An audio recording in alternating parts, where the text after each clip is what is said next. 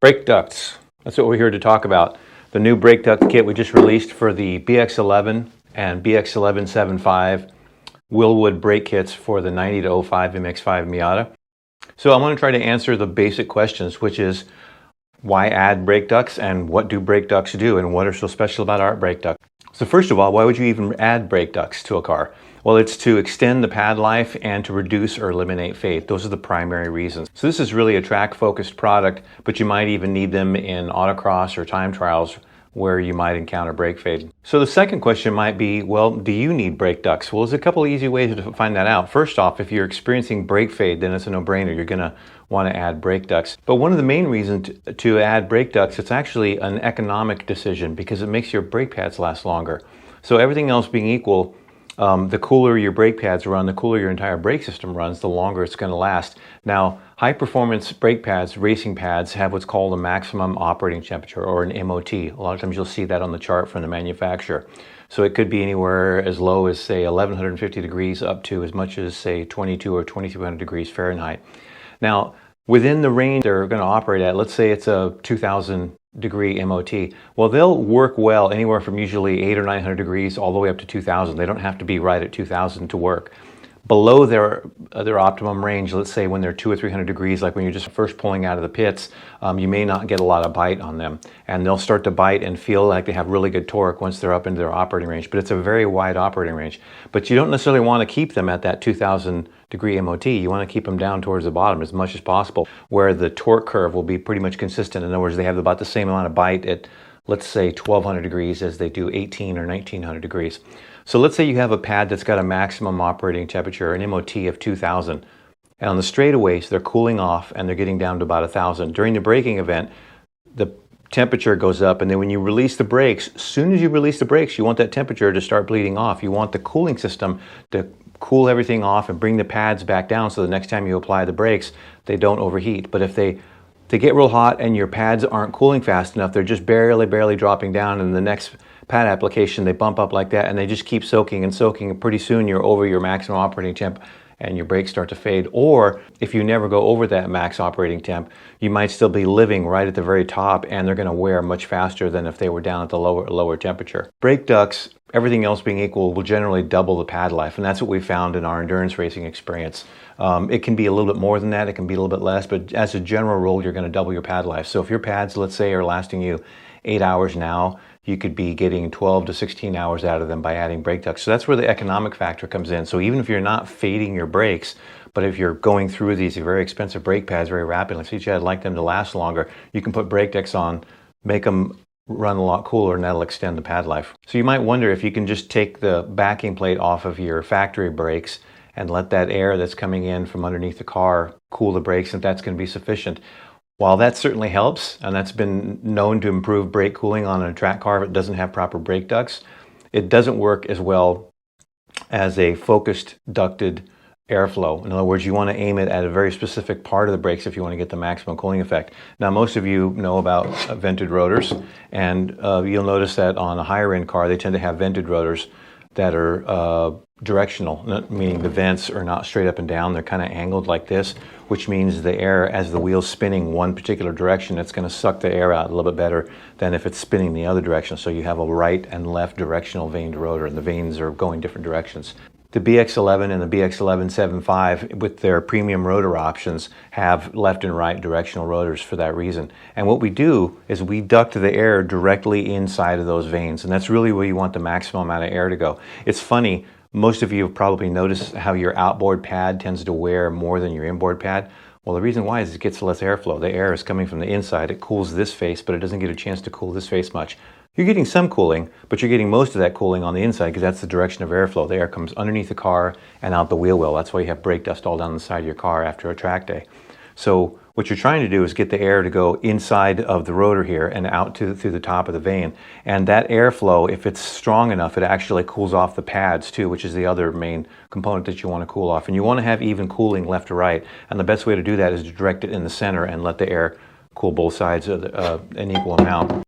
So there's many different brands of 3-inch duct hose. We like the stuff from Aircraft Spruce. If you choose to use something else, make sure it does a couple things. Make sure, one, then it'll compress like this.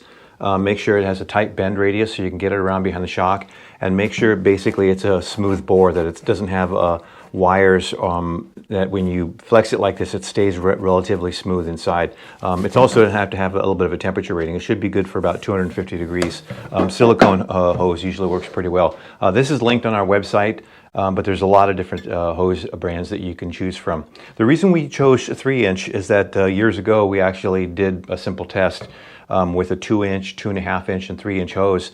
And those of you HVAC engineers or people who are involved in aerodynamics study know about what's called boundary layer. And essentially when an air mass is flowing across something, or more likely the air is still and the item is moving through it, you've got the laminar flow where all the air is moving smoothly across.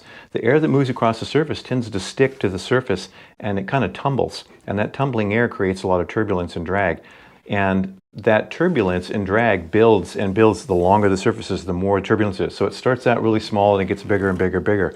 Well, how that applies to a hose is that that boundary layer is thin at the beginning of the hose, and the further you get, the thicker the boundary layer gets.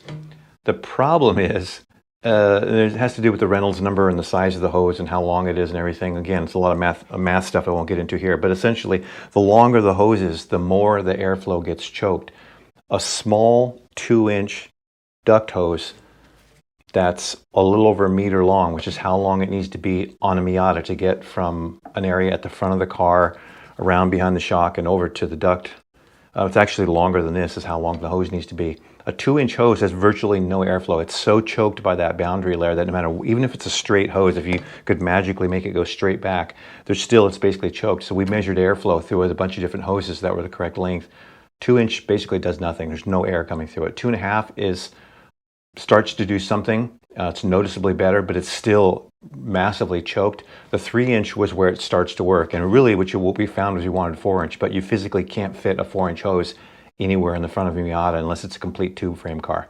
So the 3-inch was the best compromise. It gets really good airflow at the length you need. So that's why we built everything around 3-inch, and that's why actually we started with the whole box mount kit, was to basically be able to integrate these ducts into the system. Now, you noticed in the pictures on the website, the BX11 doesn't use a backing plate. We actually did that for cost-saving reasons. The BX11 is more of an entry-level kit, low horsepower track cars, HPDE, a little bit of autocross. For those people who are running really big power, they're going to want the BX1175. So we left the backing plate off the 11 kit. The 11 kit, what you can do is actually take your factory backing plate and just basically cut it with a pair of tin snips and cover every area that's exposed after you put your ducts and brakes on, and just reuse it. For the 1175, we decided to make a custom backing plate because there was too much area to cover that the factory backing plate wouldn't cover it. You couldn't cut it up and get it to work and like you can on the 11 kit because the caliper's so much fatter. The offset's different, so they have proprietary backing plates that basically seal up all the gaps around the ball joint and everything, so that all the airflow that's going in through the duct, down through the rotor vanes and through the caliper. As far as the hoses and how to set them up, we have a list of goodies to buy from Aircraft Spruce. Basically the clamps and the duct flanges. A couple different ways to do that. So what we're going to do here is just give you some general recommendations. One is try to eliminate the bends in the hose. So what you don't want is a hose that's curly-Q, that's curling around and doing like this. Every time you bend the tube, it slows down the airflow and reduces the amount of air that gets to the tube. So you want to have it as straight as possible. When it's done right, you can go from the front of the car straight underneath the frame rail, underneath the sway bar. You have to, it goes where the stock under tray is, so you have to get rid of the stock under tray or cut it or make your own under tray. Straight back, around behind the shock, and it connects to the duct. So it's basically just an L like this. That's just a simple L, and as the wheel turns, the duct goes back and forth. So it just has one bend on it, and the tube will be a little bit longer than this. It'll be about a little over 1 meter long, generally, to get from the nose of the car back to this. So straight in. So hopefully that answers all your questions on brake ducts. If not, shoot us an email, info@949racing.com. Visit our website, Supermiata. Almost forgot, I'm wearing our new hoodie. We have hoodies, hats, t-shirts. It's an embroidered logo. It's not silkscreen, so it stays on there and embroidered here.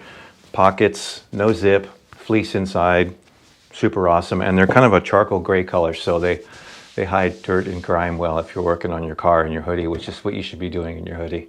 All right, we'll see you at the track.